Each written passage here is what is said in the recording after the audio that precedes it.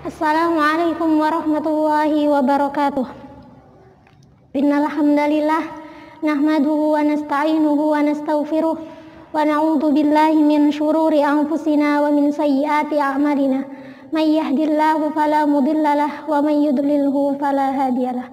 Wa asyhadu an la ilaha illallah wa asyhadu anna Muhammadan abduhu wa rasuluh la nabiyya wa la rasula ba'da. Segala puji bagi Allah yang telah memberikan kita rahmat, nikmat, iman, Islam, serta kesehatan sehingga pada bulan Ramadan ini kita masih bisa diberi kesempatan untuk melakukan ibadah serta ketaatan kepada Allah Subhanahu wa Ta'ala. Salawat serta salam tak lupa kita haturkan kepada uswah hasanah kita, teladan kita Rasulullah Muhammad Sallallahu Alaihi Wasallam yang telah membawa kita dari zaman jahiliyah menuju zaman yang Islamiyah dengan adanya dinul Islam.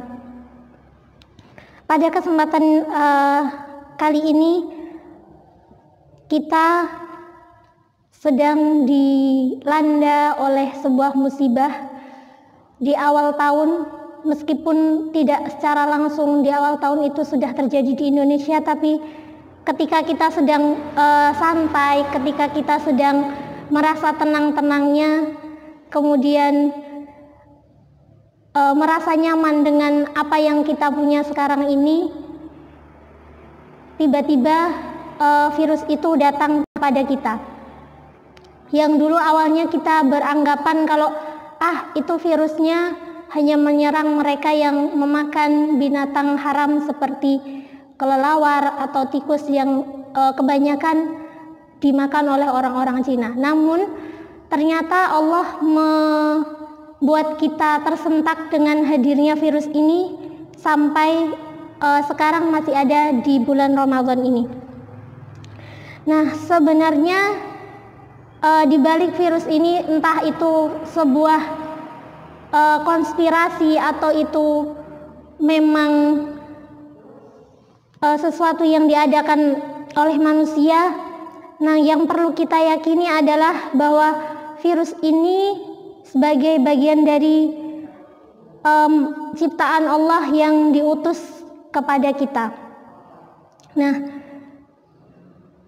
ketika virus ini dinyatakan sebagai sebuah konspirasi, maka manusia boleh berkonspirasi, namun Allah lebih canggih ketika membuat sebuah konspirasi.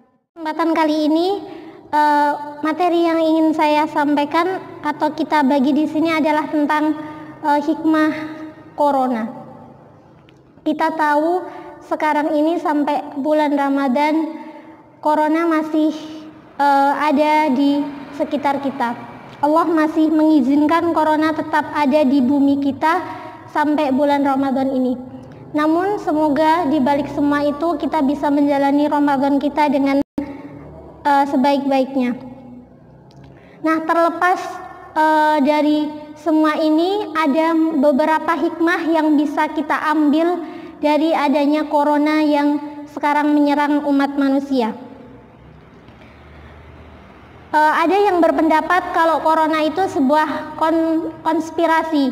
Ada yang saling tuduh, ada negara ini, negara itu, orang ini, orang itu, atau siapapun itu yang mungkin ada di balik virus ini. Yang jelas ketika itu sebuah buatan manusia atau konspirasi yang dibuat manusia, maka di situ tetap ada peran Allah, karena Allah yang mengizinkan semua itu terjadi. Kalau seandainya virus ini memang sebuah konspirasi, maka Allah juga tentunya punya rencana lain, punya konspirasi yang lebih canggih dari konspirasi yang dibuat oleh manusia. Sebagaimana firman Allah di dalam Quran surah Al-Anfal ayat 30, wa idh yamkuru bikal ladina kafaru liyuthbituka aw yaqtuluka aw yukhrijuka wa yamkuruna wa yamkurullah wallahu khairul makirin. Ingatlah ketika mereka orang-orang kafir membuat konspirasi terhadapmu untuk membunuhmu atau mengeluarkanmu dari negerimu, maka Allah punya konspirasi yang lebih baik dari konspirasinya mereka. Nah, di sini menunjukkan bahwasanya Allah juga punya rencana lain, punya makar yang lebih canggih dari makarnya mereka. Nah, terlepas dari semua itu, sebagaimana tadi dijelaskan, kalau tentunya adanya virus atau pandemi yang sekarang ini melanda kita tidak lepas dari izin Allah Subhanahu wa taala. Sebagaimana ma asqaba min musibatin illa bi idznillah wa man yu'min billahi yahdi qalbah wallahu bikulli syai'in alim. Bahwasanya tidak ada sebuah musibah pun yang terjadi di dunia ini tanpa seizin Allah Subhanahu wa taala. Dan di ayat yang lain disebutkan bahwasanya setiap yang terjadi kepada diri kita atau kepada alam semesta ini semuanya sudah dituliskan Allah di Lauhil Mahfuz. Jadi semuanya sudah atas izin Allah. Tidak mungkin segala sesuatu ini terjadi tanpa adanya izin Allah Subhanahu wa taala. Apapun itu, entah itu sakit, rezeki kita, kematian kita, kemudian penyakit yang sekarang ada atau pandemi yang sekarang melanda, itu tidak mungkin tanpa seizin Allah Subhanahu wa taala. Nah, kita sebagai seorang yang beriman harusnya kita bisa menyikapi hal ini atau menyikapi pandemi ini dengan sebaik-baiknya, sesuai dengan akidah kita, sesuai dengan prinsip akidah kita, di mana kita harus menyadari bahwa semua ini adalah bagian dari takdir Allah yang sudah dituliskan kepada kita. Nah, yang jadi pertanyaan adalah mengapa Allah sampai menghadirkan virus ini ke muka bumi? Apakah Allah membenci kita? Apakah Allah ingin mendolimi kita? Kalau kita pikir, kalau kita merasakan, mesti kita akan beranggapan bahwasanya banyak kerugian yang diakibatkan oleh adanya pandemi ini. Mulai dari kita yang tidak boleh kemana-mana, harus di rumah, melakukan segala sesuatu di rumah. Kemudian banyak orang yang sakit, kemudian kita merasa ketakutan ketika baru saja bertemu dengan orang yang batuk saja kita sudah langsung takut. Nah, yang perlu kita ketahui bahwa semua itu adalah bagian dari takdir Allah yang harus kita imani. Nah, baik buruknya menurut kita itu tidak sama dengan baik buruknya menurut Allah. Apapun yang Allah lakukan, apapun yang Allah tetapkan kepada kita, semuanya itu adalah baik. Meskipun di mata kita sebagai manusia, terkadang itu baik, terkadang itu buruk. Tapi kalau semua yang dilakukan Allah itu mesti baik, tidak ada yang buruk. Semua yang dilakukan Allah, segala hal yang dilakukan Allah itu semuanya baik dan memiliki kebijaksanaan. Ada hikmah atau ada pelajaran yang bisa kita ambil kalau kita menjadi muslim yang taat. Maksudnya ketika iman kita kuat kepada Allah, maka kita akan bisa mengambil pelajaran dari setiap ujian atau cobaan yang Allah berikan kepada kita. Beda kalau kita mungkin imannya sedang turun atau kita yang naudzubillah tidak beriman, maka kita akan menilai segala pemberian Allah itu, kalau itu sebuah contohnya kemiskinan, maka mungkin kita akan menghujat Allah. Ya Allah, kenapa aku menjadi miskin? Kenapa harus ada corona? Kenapa aku harus sakit? Nah, itu ketika kita tidak bisa mengambil hikmah, tidak bisa melihat sisi lain dari apa yang diberikan oleh Allah. Tapi kalau kita bisa melihat hikmah, melihat segala sesuatunya dengan prinsip akidah keyakinan kita yang benar, maka setiap ujian atau apapun yang diberikan Allah kepada kita, lebih khususnya di sini adalah corona, pandemi corona ini, maka musibah ini bisa kita tarik sebuah 3 kesimpulan yang pada akhirnya semua itu akan kembali kepada diri kita manusia. Nah, di sini hikmah yang pertama adalah Allah ingin mengingatkan kita yang mungkin telah lalai, baik lalai kepada Allah, lalai kepada diri kita sendiri, atau kepada sama manusia. berapa banyak orang yang ketika virus ini datang, pandemi ini hadir, kemudian menjadi semakin dekat dengan Allah, kemudian menjadi semakin sering sholat, semakin sering berdoa, sering mendekatkan diri kepada Allah. Nah, itu pelajaran yang kita ambil, yang bisa kita ambil. Nah, seandainya saja Allah tidak mengutus atau tidak mengirim virus ini ke dunia ini, bisa jadi kita terlena dengan dunia ini. Kita lupa bagaimana cara memperbaiki sholat kita, bagaimana kita rasanya dekat dengan Allah dengan ibadah dan sholat kita. Kemudian atau kelalaian kita kepada sesama manusia, entah orang tua kepada anaknya, atau anak kepada orang tuanya, atau tetangga kepada tetangganya yang biasanya mungkin tidak, kalau orang tua tidak sempat mengurusi bagaimana sholat anaknya, atau anak yang tidak sempat berbakti kepada orang tuanya karena terlalu banyak bermain di luar sana. Nah, adanya musibah corona ini bisa mendekatkan orang tua kepada anaknya dengan sama-sama beribadah kepada Allah Subhanahu wa taala, sama-sama berdoa, kemudian sama-sama mengingatkan kepada kebaikan. Nah, itu diantara bagaimana Allah mengingatkan kita agar tidak lalai, agar tidak nyaman dengan dunia ini. Bahkan dari kita mungkin ada yang sudah mulai kembali menentukan tujuan hidupnya, kembali melihat selama ini tuh hidup saya tuh untuk apa, hidup kita tuh untuk apa. Kemudian menentukan kembali tujuan hidupnya, kembali kepada jalan yang benar dengan mengingat Allah Subhanahu wa taala. Tapi itu semua akan terjadi kalau kita memiliki iman yang kuat. Kalau tidak, maka kita tetap saja akan terlena dengan semua ini. Kalaupun kita takut corona ini bukan karena takut kita tidak bisa beribadah kepada Allah, tapi kita takut mati karena corona. Kemudian yang hikmah yang kedua yang bisa kita dapat dari peristiwa corona ini adalah adanya pandemi ini atau penyakit ini semoga menjadi penghapus atas dosa-dosa yang kita lakukan selama ini.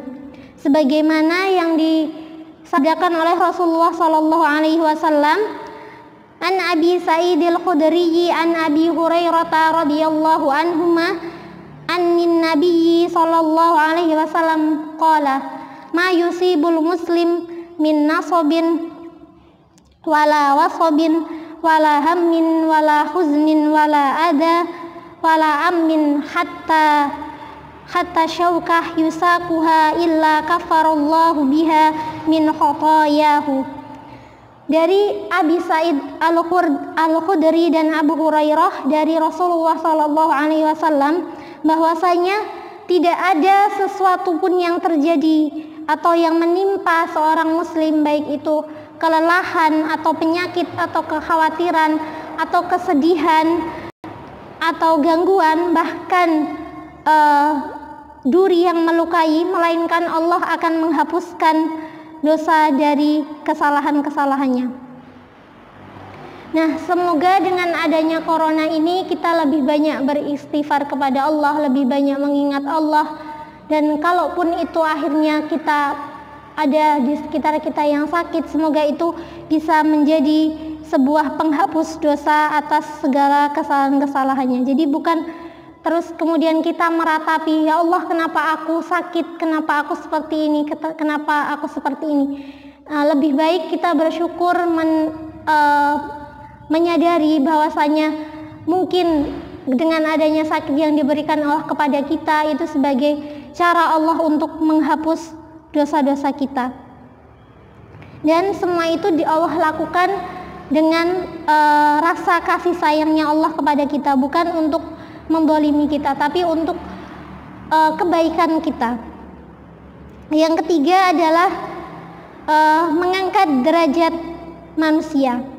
Para ulama bersepakat bahwasanya ujian yang disertai dengan kesabaran, kemudian disertai dengan ketaatan, ketawakalan dan ikhtiar, maka semoga ujian itu bisa meningkatkan derajat keimanan seorang hamba. Dan ketika seorang hamba itu diuji oleh Allah, maka itu sebagai sebuah bentuk kecintaan Allah kepada kita, bukan sebuah kedoliman yang Allah berikan kepada kita.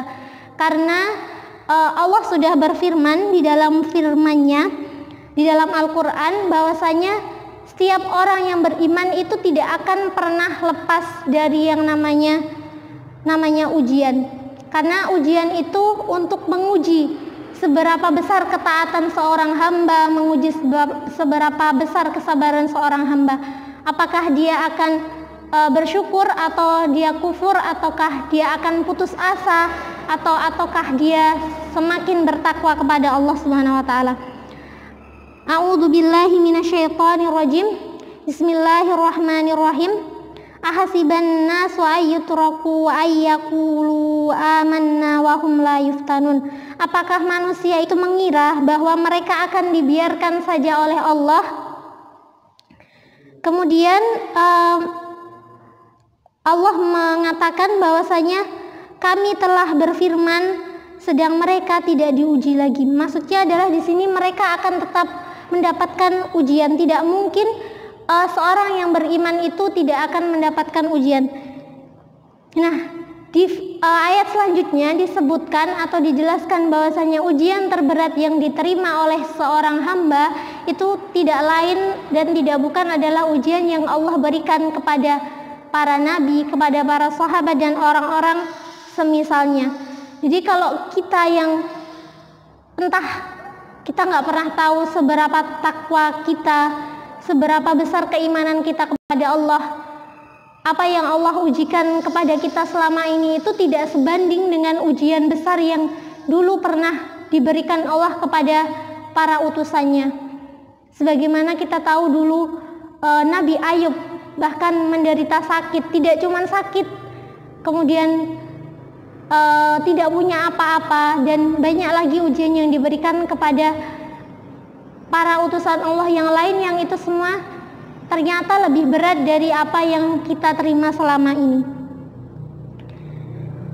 Nah, sudah seharusnya ujian atau cobaan yang Allah berikan kepada kita itu kita ikuti dengan sebuah kesabaran agar kita mendapatkan rahmat, kita mendapatkan kemuliaan di sisi Allah Subhanahu wa taala. Nah, karena kita tahu tadi kita sebagai seorang muslim itu selalu dicoba oleh Allah untuk jalan menuju ketaatan kita, semakin dekat kita kepada Allah Subhanahu wa taala. Maka siapapun yang ditimpa musibah kemudian dia bersabar dan tidak mengeluh kepada Rabb-Nya, maka itu adalah di situ dia mendapatkan kecintaan Allah Subhanahu wa taala. Namun ketika dia tidak bisa menjalaninya dengan kesabaran, dengan keikhlasan dan keridhaan, maka bisa jadi di situ nanti hadirnya adalah bukan kecintaan Allah tapi kemurkaan Allah, karena dia tidak taat kepada Allah Subhanahu wa taala, atau dia tidak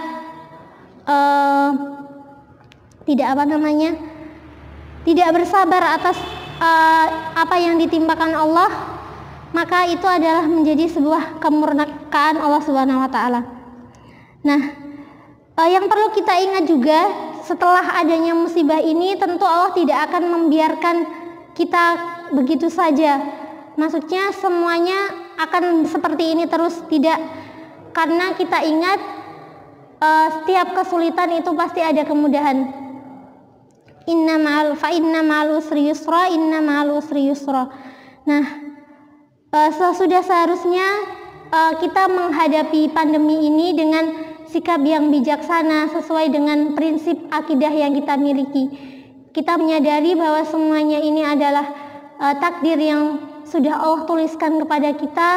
Kemudian seharusnya kita bersabar, kemudian meningkatkan ibadah kita, bukan sebaliknya kita menghujat Allah atau kita memaki-maki Allah. Nah, maka dari itu fasbiru warabitu fasta'inu bis-sabri was-shalah innallaha ma'as-sabirin. Subhanakallahumma wa bihamdika asyhadu an la ilaha illa anta astaghfiruka wa atubu ilaik. Assalamualaikum warahmatullahi wabarakatuh.